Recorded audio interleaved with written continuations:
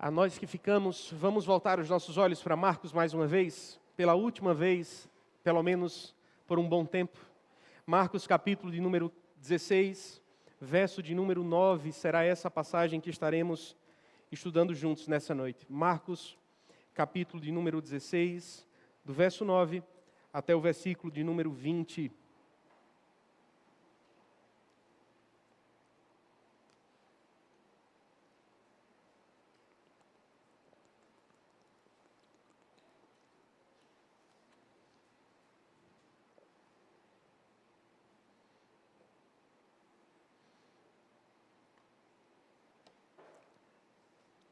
Hoje nós encerramos essa série, semana que vem, se Deus nos permitir, iniciaremos uma nova série.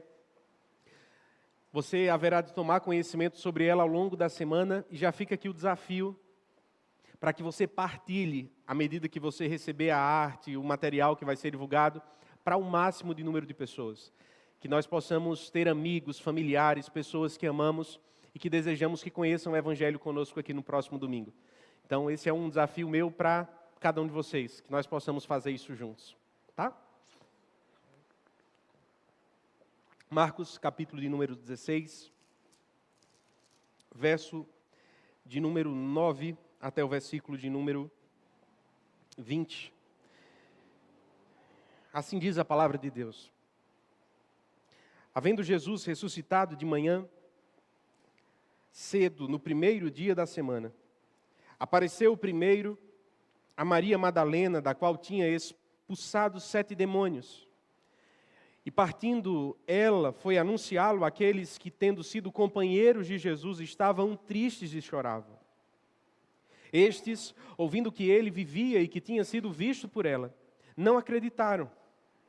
Depois disso, Jesus manifestou-se em outra forma a 2 deles que estavam a caminho do campo. E indo, eles o anunciaram aos demais, mas também a estes 2 eles não deram crédito.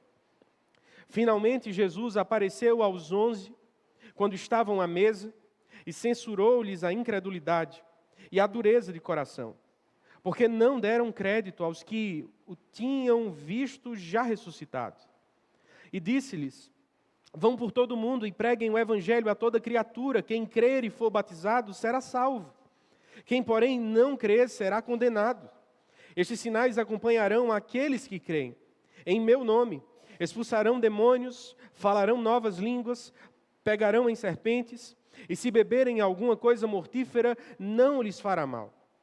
Se impuserem as mãos sobre enfermos, eles ficarão curados. De fato, o Senhor Jesus, depois de ter falado, foi recebido no céu e sentou-se à direita de Deus. E eles foram e pregaram por toda parte, cooperando com eles o Senhor e confirmando a palavra por meio de sinais que se seguiam. Vamos orar ao Senhor mais uma vez, irmãos? Senhor Deus, nós te agradecemos por estarmos aqui juntos. Muito obrigado, Senhor, pelo privilégio que o Senhor nos dá de ter a Tua palavra aberta diante dos nossos olhos e a oportunidade de ouvirmos a Tua palavra ser pregada com fidelidade. Senhor, nós te pedimos pelos nossos irmãos em tantos lugares diferentes no mundo, Senhor, que não podem ter a mesma experiência que nós estamos tendo nesse instante. Nós pedimos, Pai, pelos cristãos do Sudão do Sul, pelos cristãos da Coreia do Norte, pelos cristãos de regiões da China, pelos cristãos, Pai, que se acham ao nosso redor na América do Sul em contextos de perseguição. Pedimos ao Senhor, Deus, por cristãos que se acham em Cuba, Senhor. Cristãos que estão espalhados por nações ao redor da África, Senhor. Tem misericórdia, Pai. Que a Tua graça os alcance nesse instante. Deus, que o Senhor os fortaleça, que o Senhor lhes dê perseverança, mesmo em meio a cenários de tanta dificuldade como este que estão a viver. Senhor Deus, nos ajuda, nos capacita para que sejamos nós respostas de oração na vida destes irmãos e irmãs que tanto sofrem, que experimentam tantas dificuldades. Abençoa, Senhor Deus, também nesse instante o Teu povo que por diversas razões não podem se encontrar conosco neste dia. Abençoa, Deus, a vida do Caio, da Emily e da Helena, Senhor. Filhos Teus, amados pelo Senhor, que estão enfrentando momentos difíceis, Pai. Caio e Emily, lutando pelo tratamento, pela melhora, pela recuperação de sua filhinha Helena. Nós pedimos ao Senhor nesse instante que a Tua graça os abrace, Senhor. Que o Senhor ministre paz, consolo, descanso. Que o Senhor lhes conceda perseverança. E que o Senhor traga a Helena, Senhor, melhora, Senhor, avanço, Senhor, progresso, Senhor, desenvolvimento. Cuida da Tua filha. Ela é tão amada pelos seus pais, tão amada por nós, mas muito mais amada por Ti. Que o Senhor traga descanso ao coração do Caio e da Emily enquanto esperam. Abençoa, Deus, outros pais, outros irmãos nossos que experimentam momentos tão difíceis em suas vidas. Que o Senhor seja com cada um deles.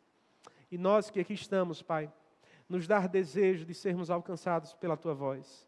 Coloca em nosso coração santas expectativas de sermos encontrados pelo Senhor mais uma vez nesta noite, Senhor. Que o Teu Espírito Santo paire entre estes bancos, Deus, que o Teu Espírito Santo tome este púlpito, Pai. E que saiamos deste lugar com os nossos corações maravilhados no Senhor, alegres no Senhor e adorando ao Senhor. Faz isso, Senhor, por amor ao Teu nome, para a alegria do nosso coração, em nome de Jesus. Amém e amém.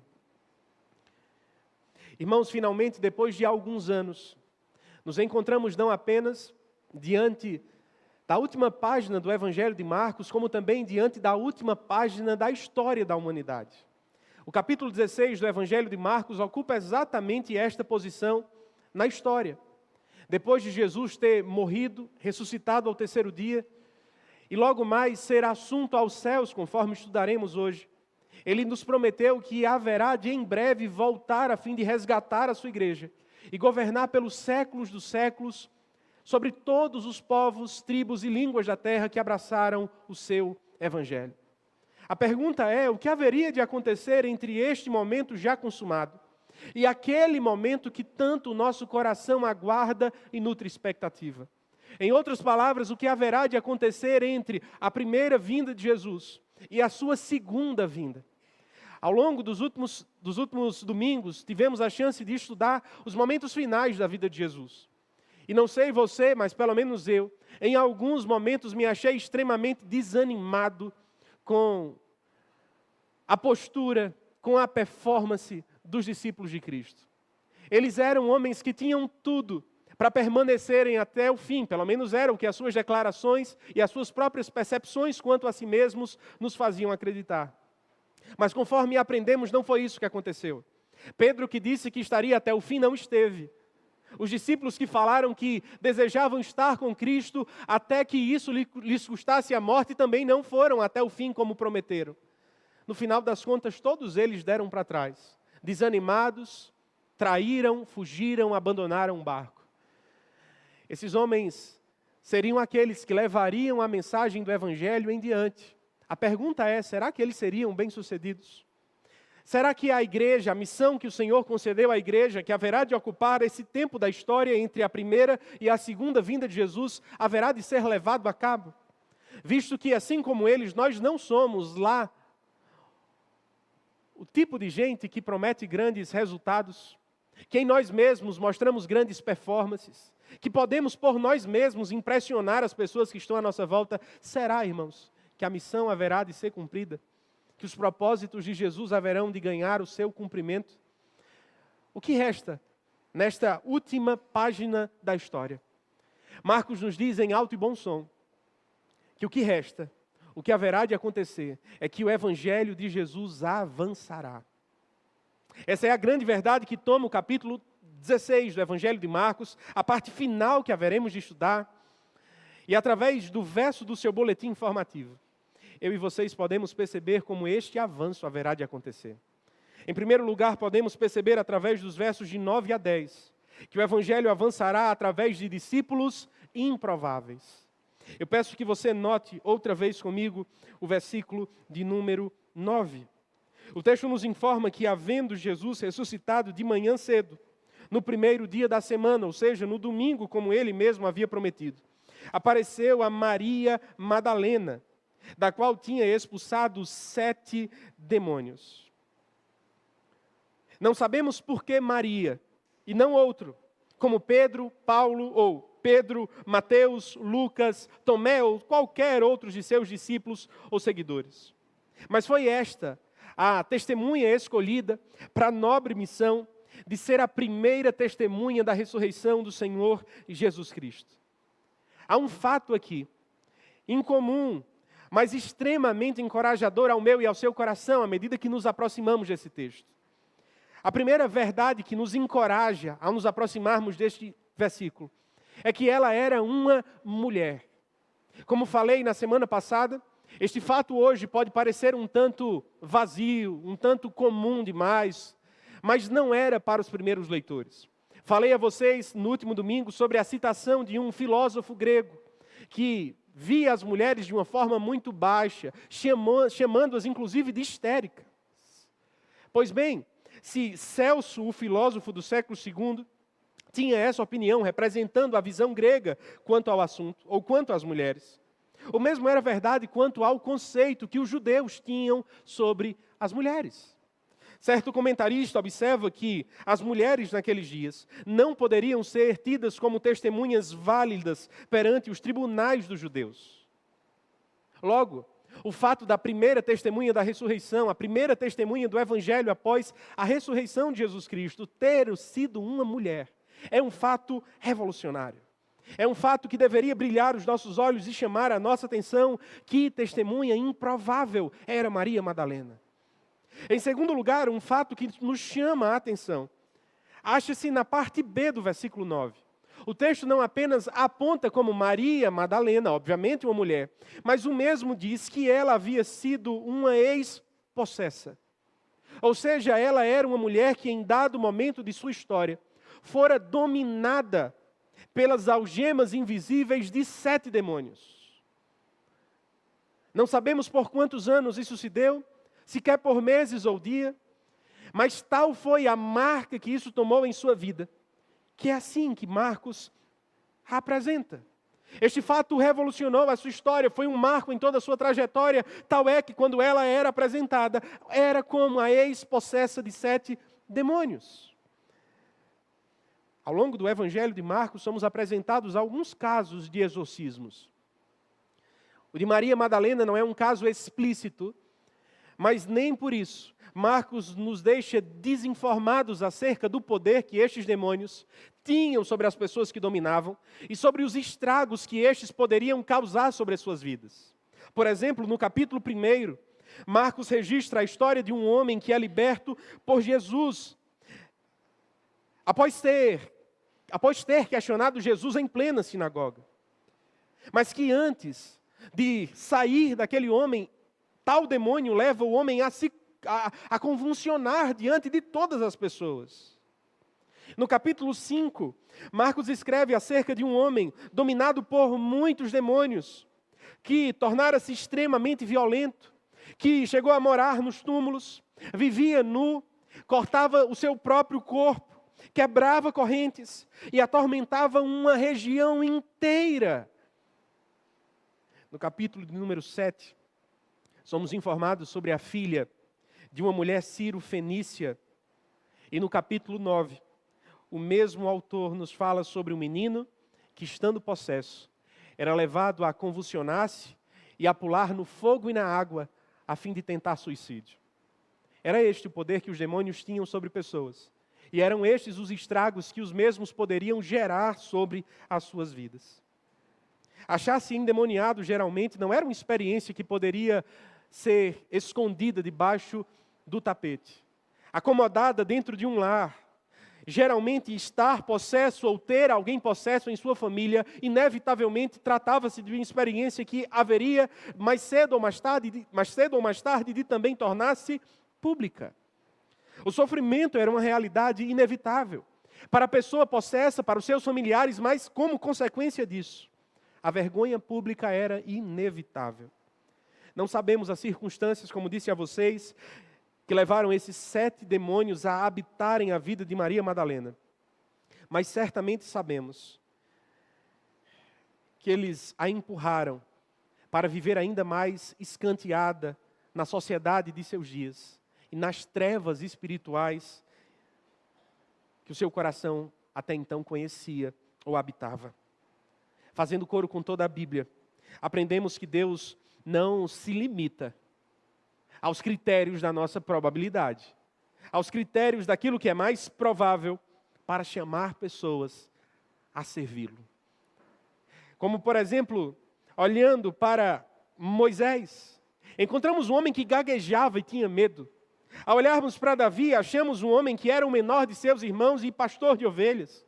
Jeremias era um jovem que se sentia incapaz. Os discípulos eram pescadores. Mateus, um traidor ex-publicano. A mulher samaritana havia tido 5 maridos na sua história. Maria Madalena, a primeira testemunha da ressurreição, foi uma mulher possessa por 7 demônios. Vocês conseguem perceber o padrão de Jesus? O padrão de Jesus é a impossibilidade, é a improbabilidade. O padrão dos discípulos de Jesus são pessoas que estão fora do padrão. Fora do padrão da cultura, fora do padrão da sociedade, fora do padrão dos religiosos, fora dos nossos padrões humanos. A grande pergunta é, por que Jesus faz isso? Porque Ele escolhe agir de uma forma fora dos padrões, salvando e chamando improváveis para serem os seus discípulos e, através destes, fazerem o Evangelho avançar. Respondendo aos cristãos de Corinto, o apóstolo Paulo escreve no capítulo 1, verso 26. Irmãos, considerem a vocação de vocês, ou seja, considerem o chamado que vocês receberam. Não foram chamados muitos sábios segundo a carne. Deus não invadiu a Grécia e chamou apenas aqueles que caminharam com Platão, com Sócrates ou com quaisquer outros filósofos. Nem muitos poderosos, nem muitos de nobre nascimento. Pelo contrário, Deus escolheu as coisas loucas do mundo para envergonhar os sábios, e escolheu as coisas fracas do mundo para envergonhar as fortes. E Deus escolheu as coisas humildes do mundo e as desprezadas e aquelas que não são, para reduzir a nada as que são, a fim de que ninguém se glorie na presença de Deus. Porque Deus escolhe os improváveis. Porque Deus deliberadamente decide escolher pessoas que estão fora das nossas listas de candidatos prováveis ao ministério, de candidatos prováveis ao serviço, de candidatos prováveis a servos úteis. Para que fique claro que a glória não é nossa, que o poder não vem de nós, que a glória é dele, que o poder é dele, que a honra é para ele, que a ele seja o louvor para todo sempre. Amém. Como o apóstolo Paulo escreveu aos 2 Coríntios, ele faz isso para que a sua graça seja evidenciada na nossa fraqueza, para que o seu poder seja aperfeiçoado nas nossas incapacidades, irmãos. Por isso eu lhe pergunto, você se sente incapaz? Você se sente inadequado? Você se sente fraco? Você possui um passado complicado? Em sua vida há cicatrizes que ainda não foram completamente apagadas, que estão sobre a sua história. Saiba que você não está sozinho. Se é este também o seu caso, essas passagens nos mostram que você está exatamente no perfil de pessoas que Deus deseja usar, que Deus deseja chamar, que Deus tem prazer em escolher. Homens e mulheres pequenos que dependem de um Deus grande, homens e mulheres falhos que dependem de um Deus perfeito, homens e mulheres insuficientes que dependem de um Deus completamente suficiente. Deus não precisa de grandes homens ou de grandes mulheres em sua obra. Deus precisa de servos fiéis, pequenos, que sejam rendidos a um Deus grande e completamente poderoso. Se o perfil de Maria Madalena ilustra, queridos, o perfil de gente que Deus tem prazer em resgatar. A atitude que teve após achar-se diante de Jesus, agora ressuscitado, ilustra exatamente a reação esperada por parte de todo aquele que verdadeiramente conhece o Senhor Jesus e que se torna o seu discípulo. A pergunta simples: para o que o encontro que um dia você teve com Jesus tem lhe liderado? Esta mulher conheceu Jesus ressuscitado, achou-se diante dele, encantou-se com isso, maravilhou-se, entesourou a Cristo em seu coração e imediatamente o que ela fez? Ela partiu em direção aos discípulos. Algo aconteceu após achar-se diante do Jesus ressuscitado. O mesmo acontece com todos aqueles que verdadeiramente o encontram em sua história. A pergunta é: o que isso gerou em você? Maria nos mostra que conhecer o Cristo vivo deve nos levar inevitavelmente a nos envolvermos no desafio de torná-lo conhecido. Ou vocês, ou nós, somos missionários ou somos impostores, já disse Spurgeon. Ou nos envolvemos na missão de tornar a Cristo conhecido, ou outras pessoas precisam se envolver na missão de tornar Cristo conhecido a nós. Ou vamos ao campo missionário, ou somos o campo missionário. Ou anunciamos os outros as boas novas, ou carecemos que outras pessoas preguem as boas novas a nós. Porque não há como achar-nos diante do Cristo vivo e nos mantermos em silêncio. Nós temos uma missão, nós não temos duas, não temos três, não temos quatro, temos uma missão.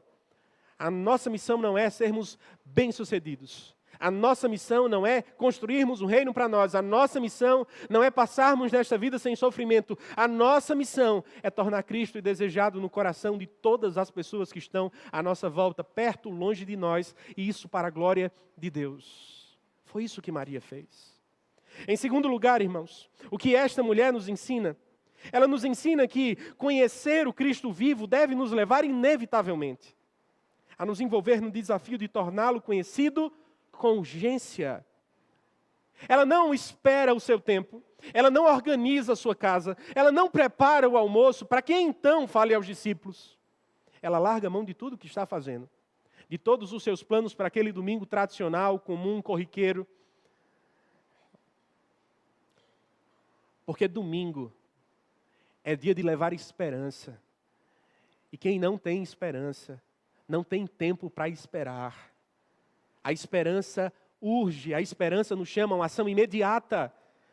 É por isso que ela faz e faz com todo o seu ser. Irmãos, nós tornamos a missão de Jesus, não a nossa missão muitas vezes. A impressão que temos é que com alguma frequência, acomodamos a missão de Jesus a um determinado setor da nossa vida, a um determinado repartição da nossa vida, a um determinado compartimento, uma gaveta que abrimos e fechamos. Um dia no mês, um dia no ano, um dia a cada 5 anos, um dia a cada 10 anos, quem sabe a juventude é o tempo da missão. Mas quando esse tempo passa, fechamos a gaveta e seguimos a vida como se estivéssemos envolvidos em outras missões, nas nossas missões, nos nossos projetos, nos nossos sonhos, nos nossos desejos. E por isso, achamos que a missão pode esperar. Mas quando há alguém que não tem esperança no coração, nós não podemos esperar. Sabe alguém que entendeu isso? O nome desse missionário, o nome desse irmão cristão do passado, perdoem-me aqueles que falam alemão ou coisa assim. O nome dele era Matthäus Stach. Acredito que talvez essa seja a pronúncia mais fiel ao seu nome. Matthäus Stach e seu primo foram missionários que serviram durante os anos de 1700, no começo dos anos 1700. Esses homens tomaram conhecimento em meio a um grande avivamento que estava acontecendo na região da Morávia, onde um grupo, os conhecidos moravianos, liderados por um homem chamado Conde Zinzendorf, estavam sendo aquecidos pelo Espírito Santo. Deus estava ministrando em suas vidas, e em um desses encontros, eles tomaram ciência acerca de um povo que habitava a região da Groenlândia, os esquimós. Eles não conheciam o Evangelho, viviam em situações precárias, e inflamados pelo Espírito Santo quanto à necessidade de urgentemente tomarem uma postura e resolverem o problema. Estes homens colocaram-se à disposição do líder do grupo, do Conde Zinzendorf. Matthäus fez isso, seu primo também. Todavia, tão pobres como eram, eles apenas fizeram um pedido. Eles não pediram ouro ou prata. Eles só pediram uma coisa. Zinzendorf, nós precisamos de sapatos novos, porque o caminho é longo. São milhares de quilômetros, a travessia é distante, os nossos estão muito envelhecidos e certamente, se não tivermos outros, nos farão falta. Zinzendorf abriu o coração para eles e rasgou, dizendo: imediatamente eu não consigo dar a vocês. Apesar de já ter sido um homem muito rico, Este conde gastou cada centavo de sua imensa fortuna, investindo em missionários ao redor de todo o mundo. Naquele mesmo momento, ele estava abençoando os campos missionários de várias regiões espalhados entre diversos países. O seu dinheiro acabou. Ele não negou, mas disse: esperem até o outro dia. Eu irei dar um jeito, vou conseguir sapatos novos e abençoarei vocês. Pois bem, a noite passou. Zinzendorf buscou os dois jovens no dia seguinte, mas para sua surpresa, eles já não mais estavam lá. Eles tinham partido e deixado apenas um bilhete dizendo o seguinte: a missão era muito urgente, nós não poderíamos esperar. O trabalho desses homens foi muito difícil, muito sofrido, muita perseguição, muita resistência. Mas até hoje, se há uma bandeira do Evangelho entre os esquimós na Groenlândia, isso deve-se à urgência e aos esforços de Matthaus e seu primo. Enxergamos a missão de Deus como nossa missão, urgente missão. Em terceiro e último lugar, irmãos, o que Maria nos ensina? Ela nos ensina que conhecer o Cristo vivo deve nos levar inevitavelmente a nos envolvermos no desafio de torná-lo conhecido aonde nós estamos. Note que antes de partir para longe, ela serviu perto. Antes de se preocupar com os povos do outro lado do mundo, ela se preocupou com Pedro e com os discípulos. Ela falou àqueles que estavam à sua volta. Nós oramos hoje pelos missionários que se acham do outro lado do mundo, porque lá também está o coração de Deus, o amor de Deus está para com eles, e os nossos corações também precisam estar lá. Mas sabe qual é a prova verdadeira de que os nossos corações estão na missão? É quando não fazemos da missão de Deus um ideal distante, mas uma realidade prática. Quando você não conjectura a possibilidade de um dia na sua vida servir ao Senhor, honrar ao Senhor, investir em missões, mas quando você faz isso aonde você está, nas possibilidades que você tem, com os esforços, dons e talentos que Deus te conferiu hoje, agora, nesse instante. Isso pode ser ilustrado na forma como nos envolvemos com a nossa igreja local. Quão tolos são aqueles que podem achar que o Evangelho está sendo ministrado, ou esforços em prol do Evangelho estão sendo realizados apenas por este pregador neste púlpito agora. Esforços em prol do avanço do Evangelho começaram a acontecer lá no estacionamento, com os meninos que estavam com os coletes, recebendo cada um de vocês. Esforços em prol do avanço do Evangelho acontecia enquanto os diáconos chegaram mais cedo a fim de organizar essa igreja, ligar os ar-condicionados, ajeitar os bancos. Esforços em prol do Evangelho estavam acontecendo quando as irmãs e os irmãos estavam reunidos, orando para que Deus trouxesse intrepidez na pregação do Evangelho e quebrantasse corações. Esforços em prol do avanço do Evangelho estavam acontecendo enquanto o grupo de louvor estava cantando e chegaram aqui 5 horas da tarde. Esforços em prol do Evangelho está acontecendo quando aqueles 3 irmãos estão lá atrás, cuidando das projeções para que nós possamos louvar ao Senhor com excelência. Esforços em prol do Evangelho está acontecendo quando irmãos abnegadamente, generosamente, sacrificialmente entregam dízimos e ofertas neste gasofilácio, para permitir que esta obra continue e para que todos aqueles que são beneficiados com o Evangelho a partir da nossa igreja continuem a crescer.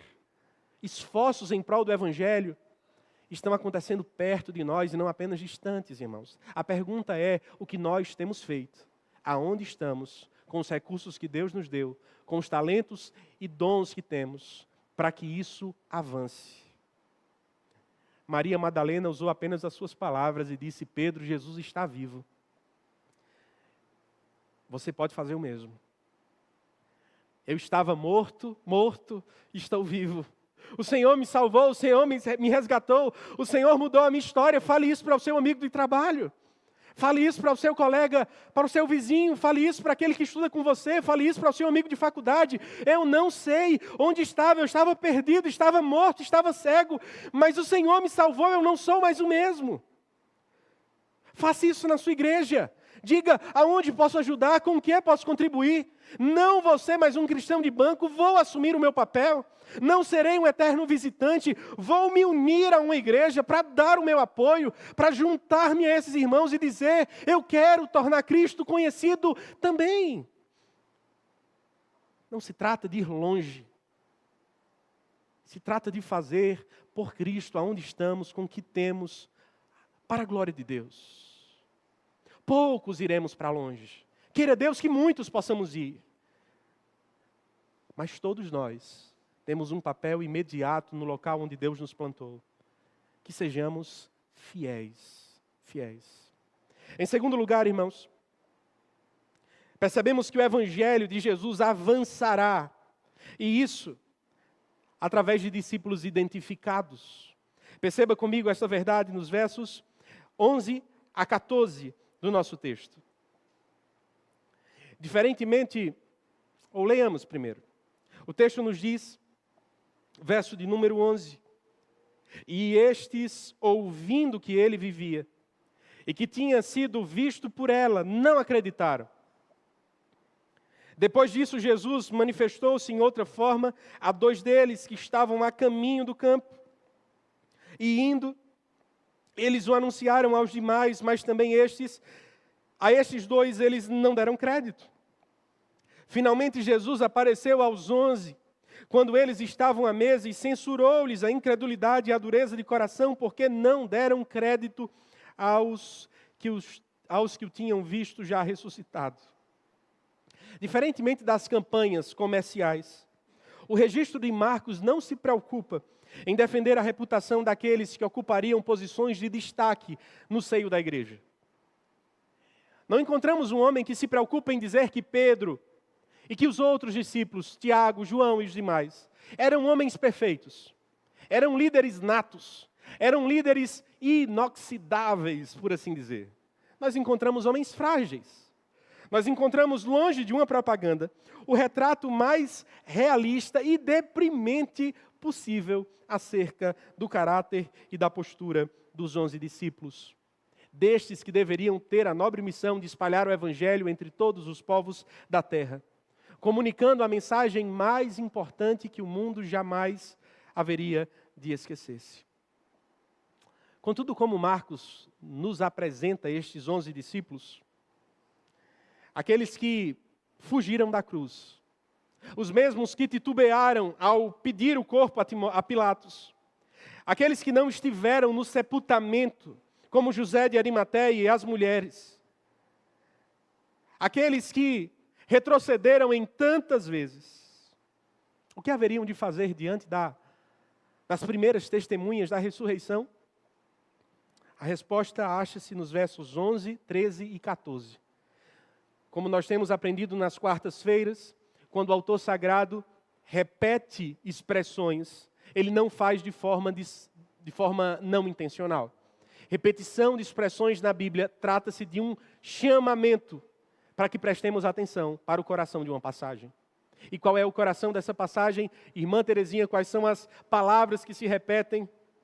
Se fosse na quarta-feira, todos haveriam de dizer. Percebam o verso 11, não acreditaram. Perceba o verso 12, não deram crédito. Perceba o verso de número 14.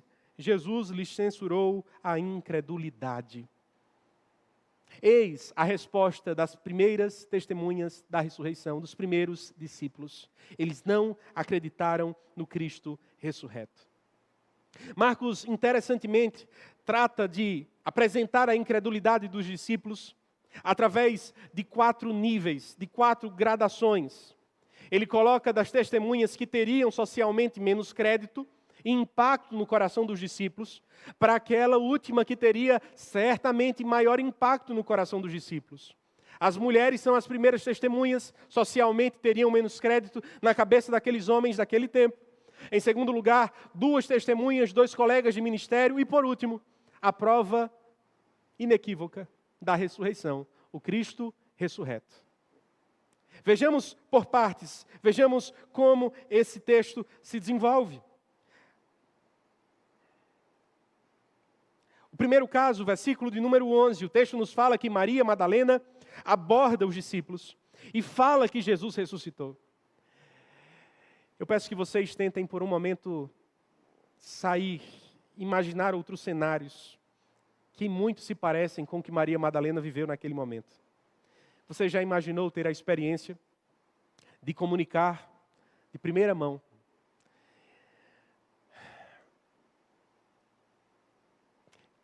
que você está grávida para o seu marido. Muitas mulheres já tiveram isso. Que notícia maravilhosa. Você fala isso com muita alegria. Você já parou para pensar a sensação que um investigador, que um policial tem ao comunicar à mãe e ao pai de uma criança que estava presa sobre a mão de traficantes, de crianças, que o seu filho foi achado?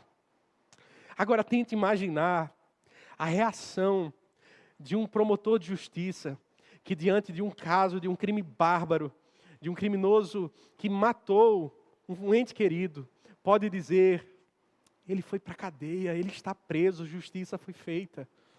Todas essas sensações podem parecer para o meu e para o seu coração maravilhosas demais para imaginarmos. Certamente ninguém seguraria o semblante, a alegria, o sorriso de siso a siso poderia ser visto.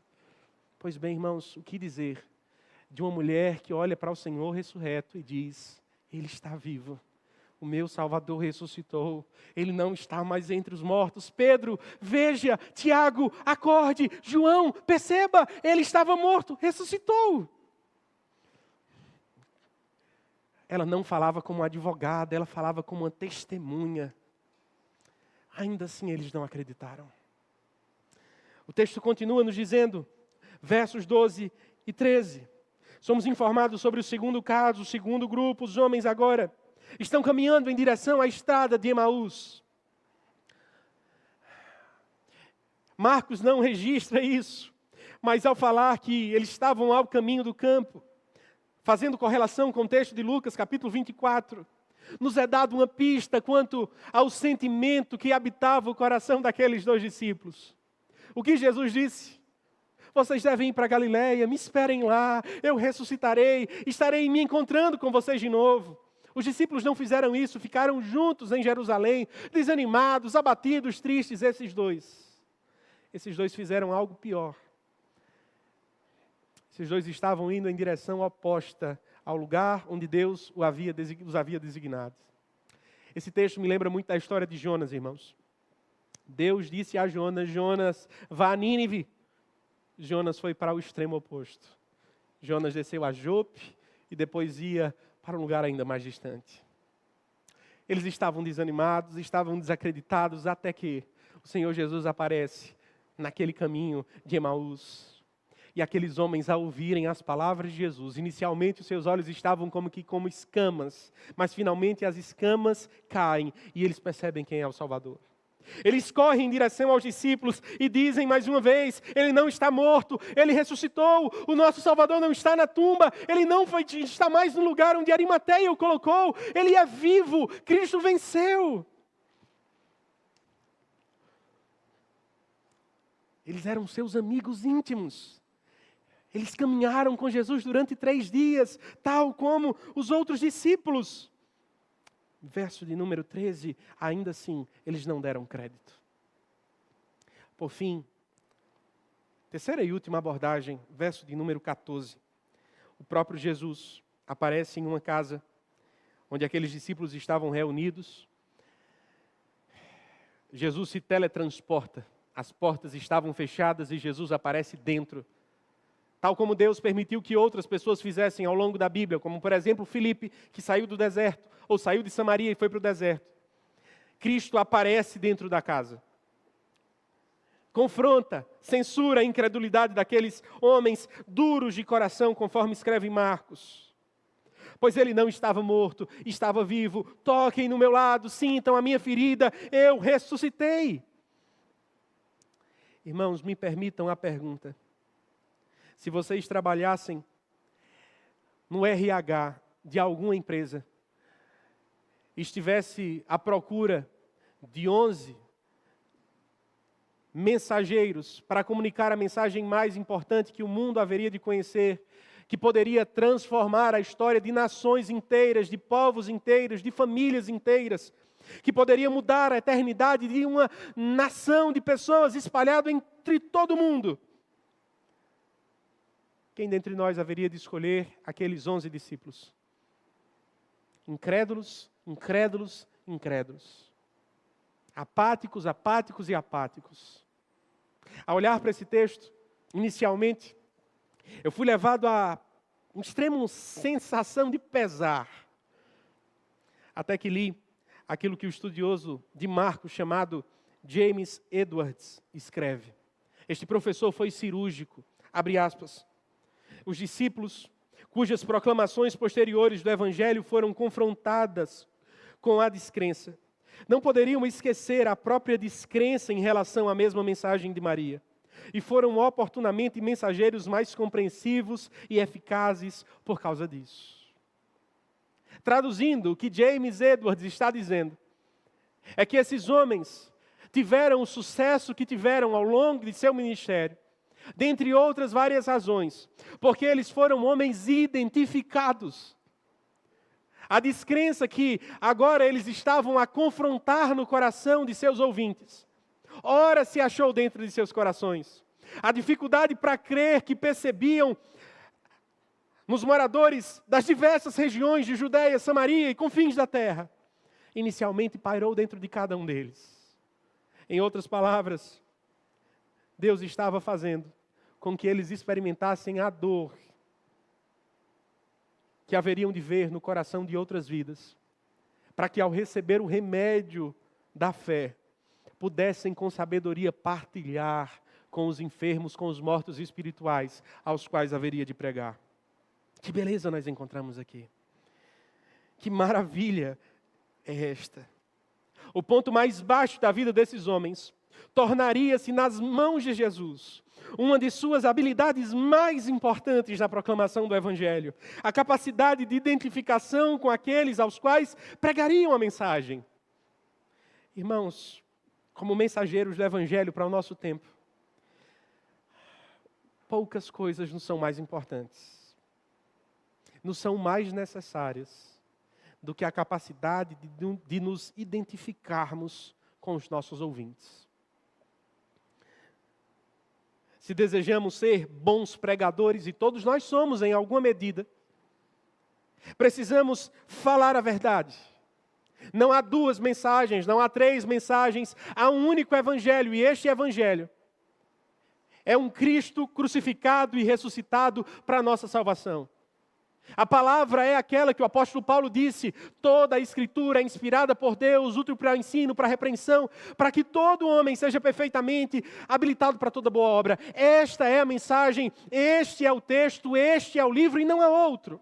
Não há filosofias, não há teorias, há uma verdade absoluta que perpassa todas as gerações.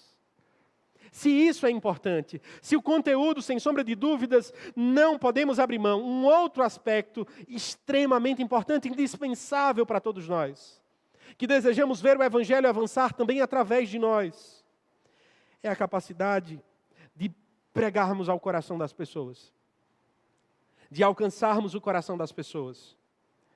Em outras palavras, de nos identificarmos com elas.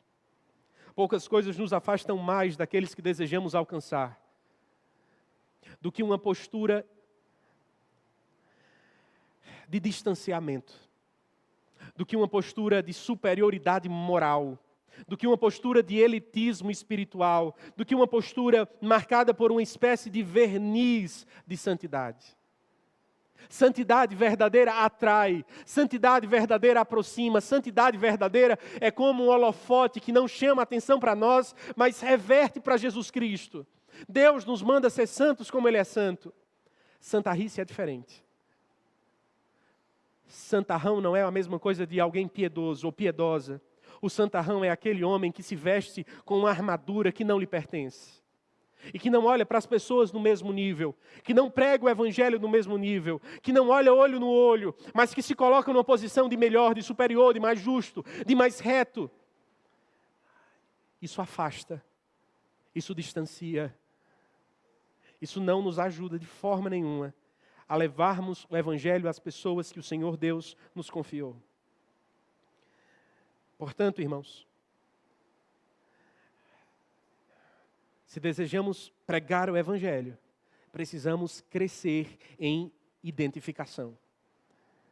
Por que tantos crentes têm dificuldade em serem discípulos identificados? Porque nós, muitas vezes, temos dificuldade em nos identificarmos com pessoas que têm pecados muitas vezes diferentes dos nossos, ou até mesmo os mesmos que nós temos? A resposta é simples. Porque nós temos o problema de sermos falhos no quesito recordação. Nós temos nos recordado pouco do Evangelho. E isso pelo menos por duas razões. Primeira razão, porque lemos pouco a Bíblia. Ou porque ouvimos um Evangelho ou uma pregação esvaziada do Evangelho, ou com pouca palavra de Deus. E quando não nos achamos diante da palavra de Deus, seja à medida que nos debruçamos diariamente, ou à medida que ouvimos o Evangelho, que alimentamos o nosso coração com o Evangelho, paramos para pensar pouco acerca do nosso próprio estado. Paramos pouco para pensar acerca de quem realmente nós somos. E então, de repente, nós estamos acreditando que realmente nós somos a última Coca-Cola do deserto. Realmente você é melhor do que os outros. Realmente você nasceu para vencer. Realmente você é o melhor homem do mundo, a melhor mulher do mundo. Realmente você é alguém acima da média. Você é melhor do que as pessoas que estão perto de você. Se alguém dizer o contrário, ela está errada. Ela é bocuda, ele é bocudo. Nós ouvimos pouco o Evangelho. E o Evangelho é o responsável por nos trazer consciência de quem realmente nós somos. De que nós somos pecadores carentes da graça de Deus. De que nós não éramos apenas pecadores quando Jesus nos salvou, irmãos, mas que ainda somos hoje. Que nós não somos melhores do que as pessoas que não conhecem o Evangelho, que não temos, na verdade, nada diferente das pessoas que não têm o Evangelho, exceto o Evangelho. Exceto o Espírito Santo que habita dentro de nós, exceto a presença de Cristo na nossa vida. Mas tira Jesus, tira o Espírito Santo, tira o Evangelho, quem eu sou, quem você é. O próximo Hitler, o próximo pior homem que já existiu. Essa é a nossa identidade. Mas não gostamos de ouvir isso. Nos afastamos da palavra, nos afastamos de verdadeiras pregações. Segunda razão. Talvez lemos muito a Bíblia, talvez escutemos muitas boas pregações, mas escutamos mal, lemos mal. O que isso significa? Lemos a Bíblia contra os outros, escutamos sermões contra os outros. Talvez, enquanto nós estamos caminhando por esses versículos, apontando pecados, talvez até este momento você estava pensando na sua cabeleireira. Talvez até o momento você estava pensando no seu filho. Talvez até esse instante você estava imaginando aqui a sua vizinha. Nossa, eu não aguento ela poderia estar aqui para ouvir isso. Meu marido precisava ouvir essa mensagem, meu filho, ele sim precisa. Sabe o que nós revelamos quando nós temos essa postura? Nós não entendemos quem realmente nós somos. Nós temos uma visão muito melhor de nós mesmos do que a Bíblia mesmo apresenta. Se nós queremos crescer em identificação, nós precisamos entender que cada exortação da palavra de Deus é uma exortação ao meu coração. É por isso que um bom pregador, um fiel pregador, nunca prega para uma pessoa, sem antes pregar para si. Irmãos, se vocês se sentem tocados por algumas dessas exortações, saibam que ao longo da semana Deus teve a chance de fazer isso comigo diversas vezes. Então, antes de ser para você, cada uma dessas exortações é para o meu coração, é para a minha vida, é para o meu relacionamento com Deus, é para a minha história. Será que é assim que nós lemos a Bíblia? Será que é assim que nós nos aproximamos do texto? É possível nós lermos os 10 mandamentos e pensarmos só nos outros e não em nós? Precisamos ler a Bíblia mais, ouvir mais o Evangelho, mais ler a Bíblia melhor. Ouvir melhor o Evangelho.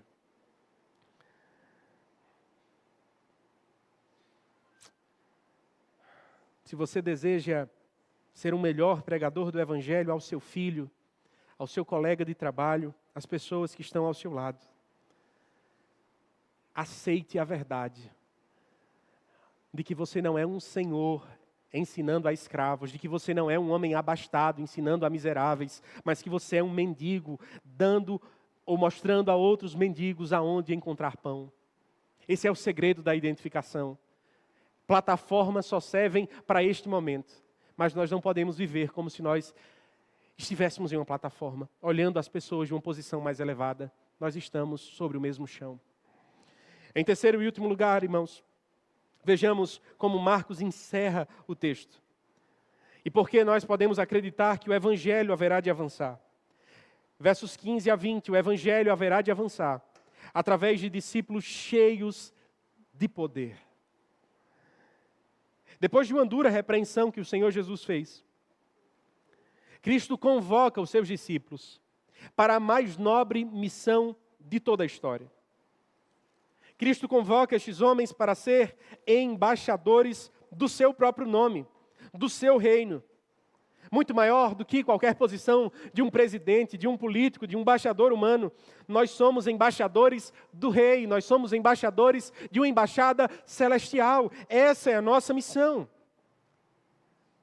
Agora vejamos bem, depois de ter nos mostrado quão fracos nós somos através da vida destes homens, o que poderia nos dar convicção de que essa missão haveria de ser cumprida? É justamente com esta ênfase que a última parte, o último trecho do Evangelho de Marcos haverá de ser gasto.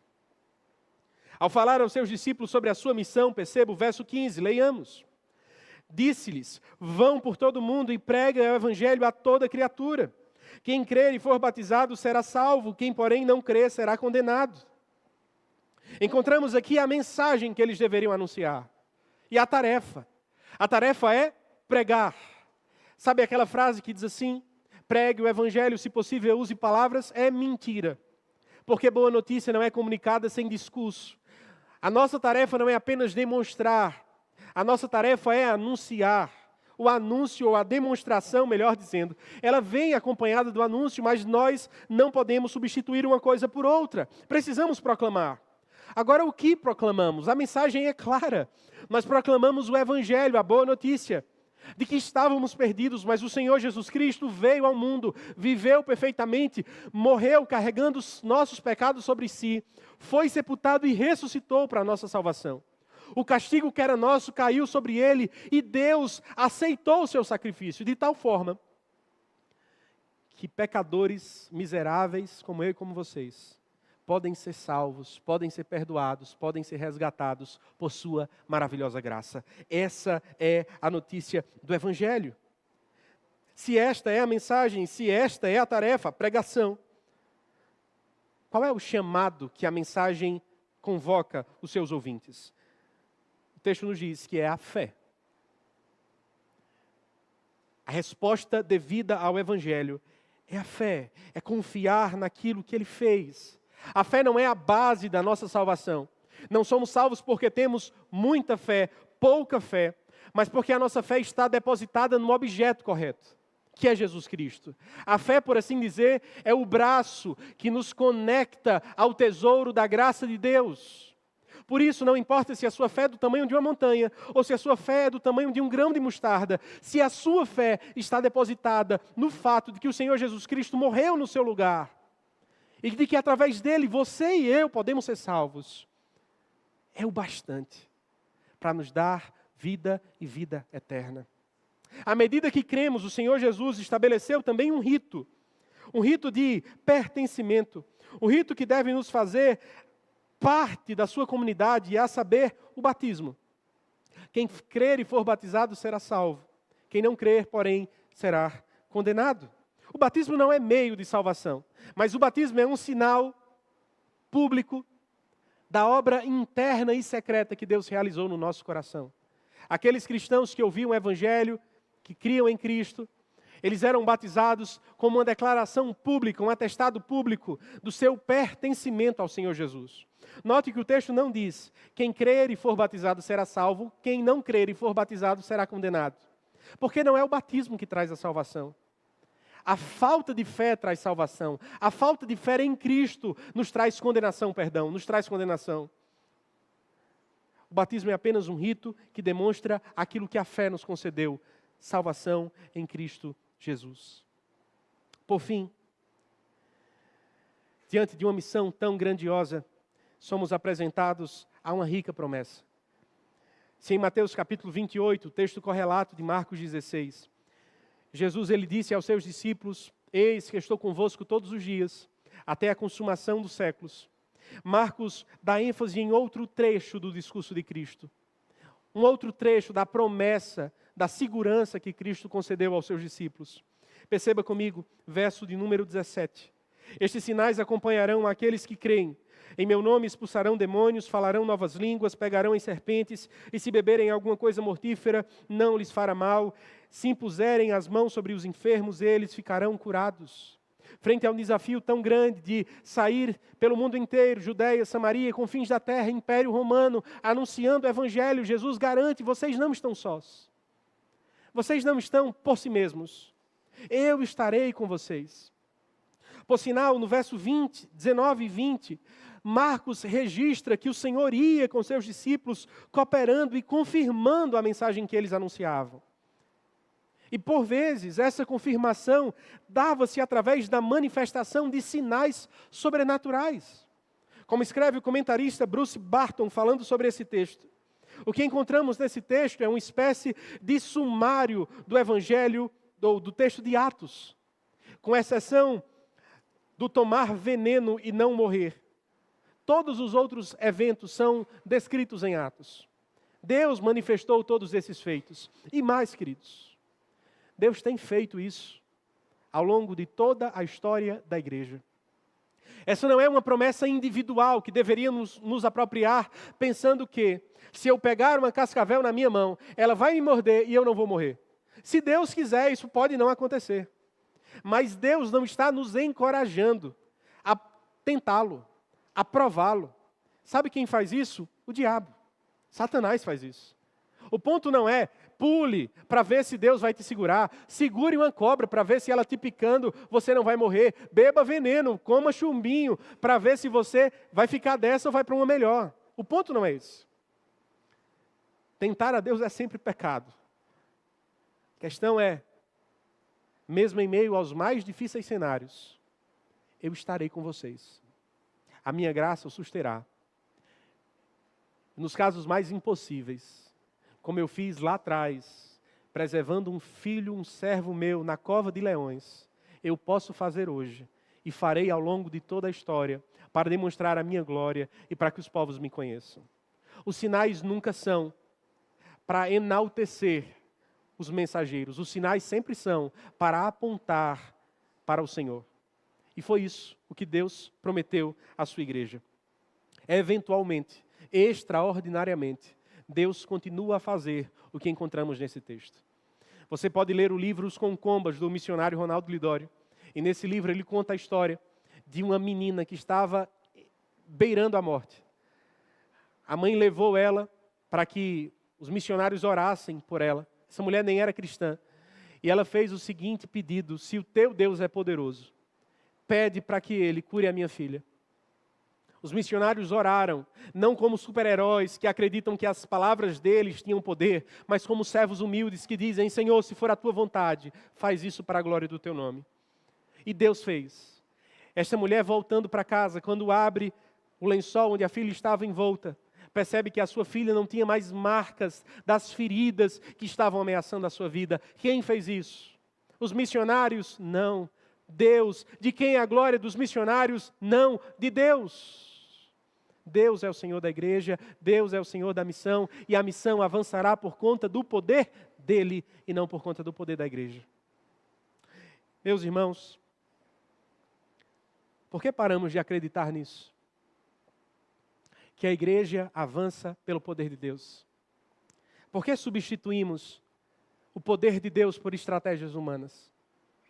Por que substituímos a dependência de Deus na dependência de métodos, de planos, de estratégias, de pacotes que se parecem muito mais com aquelas estratégias das propagandas que nós encontramos na vida?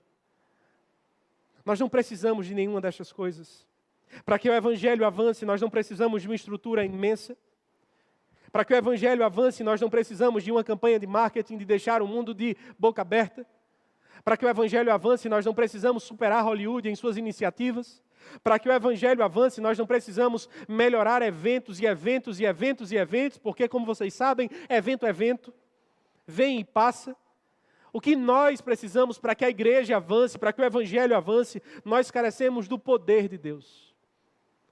O mundo procura, como disse Amy Baldes, a igreja está procurando métodos melhores, Deus está buscando homens melhores. O Espírito Santo não flui por meio de métodos, mas por meio de homens. Ele não unge planos, mas homens de oração. Homens de oração. Você deseja o poder de Deus sobre a sua vida? Para que você seja uma testemunha do Evangelho, porque sempre o poder de Deus é dado neste contexto de proclamação, do avanço do Evangelho. Aproprie-se de algumas verdades em seu coração. Em primeiro lugar, ore por poder. Isso não é uma mentalidade, isso não é uma busca de um segmento religioso, de um segmento evangélico, do qual nós não temos relação. Não, isso não tem nada a ver com isso. Isso tem a ver com algo que Deus derrama sobre todos nós, que Deus espera de todos nós. Foi o que o apóstolo Paulo fez. Efésios capítulo de número 6, versos 19 e 20.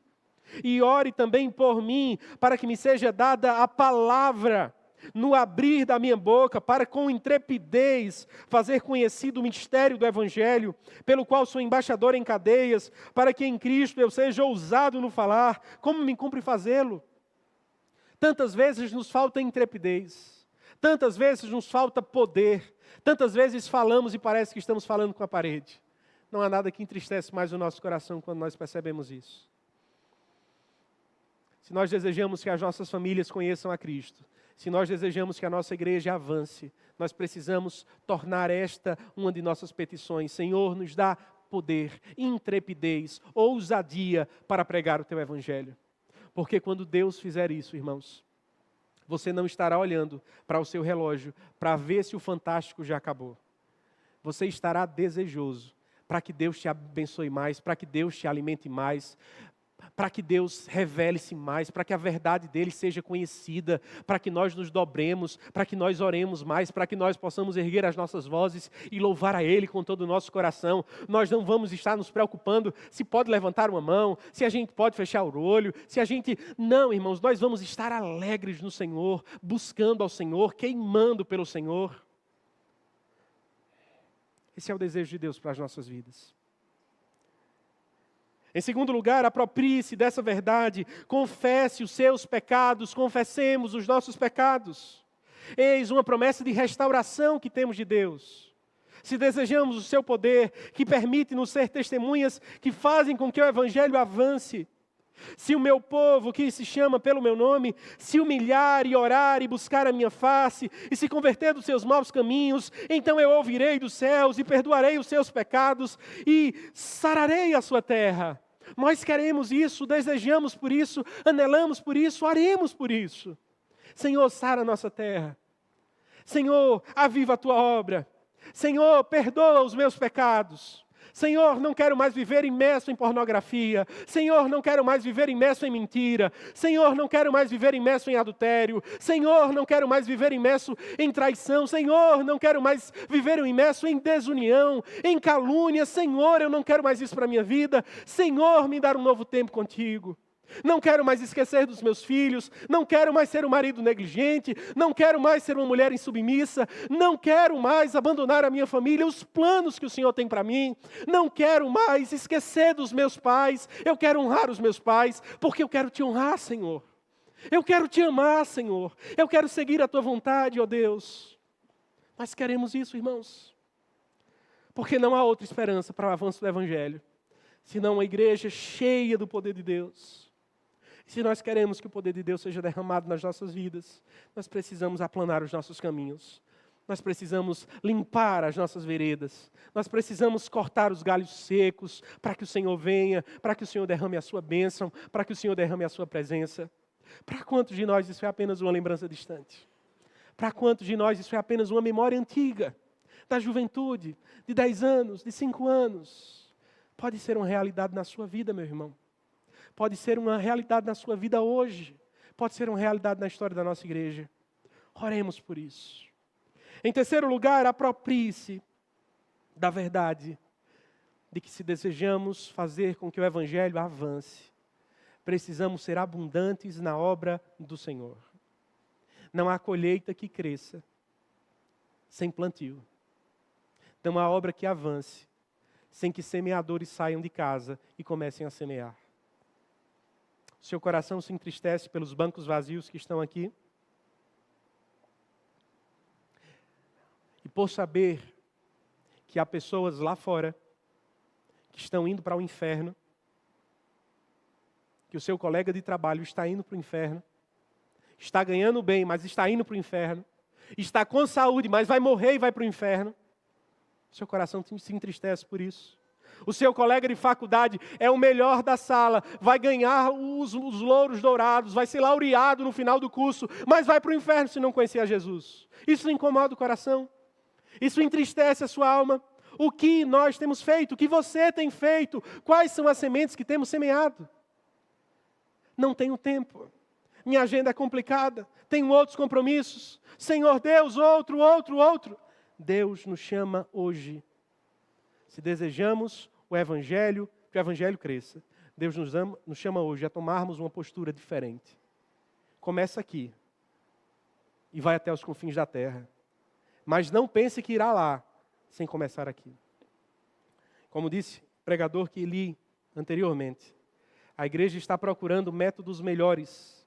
Deus está buscando homens e mulheres melhores. O Espírito Santo não flui por meio de métodos, mas por meio de homens e mulheres. Ele não unge planos, mas homens e mulheres de oração. Façamos mais isso.